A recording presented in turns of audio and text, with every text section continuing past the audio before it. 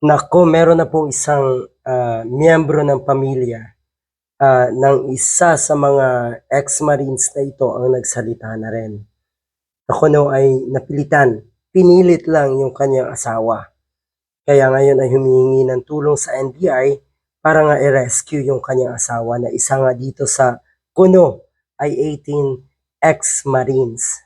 Naku, totoo, hindi ko kabisado kung sino yung nagsabi na nagtatago na nga daw ang mga ito. Mukhang isa yun sa mga tagapagsalita nila o isa sa mga abogado, at dahil nga daw sa kanyang o sa banta, meron daw nagbabanta dito sa 18 ex-marines. Yun po ang pahayag.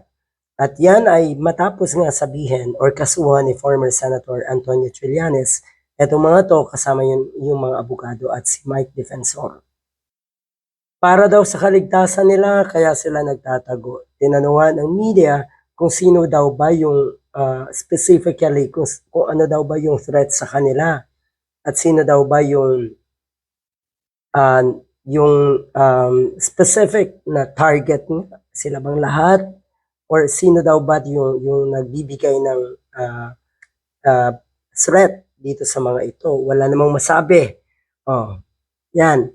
Ex-Marines go into hiding over security threats. Pero ang sinasabi kasi, willing naman daw sila na harapin kung may investigasyon. Natural lamang. Hanggang doon na lang ang pwede niyong sabihin. Pero sa bawat salita niyo, sa bawat pahayag niyo sa media, nakikita lalo ng taong bayan na or lalong nabubuking ng taong bayan na etong lahat ng ito ay pawang kalokohan, kagaguhan, scripted lahat ng yan.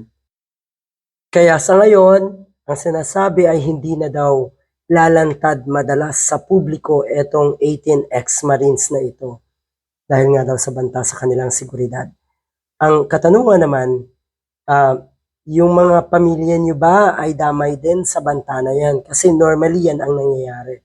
Pero parang wala.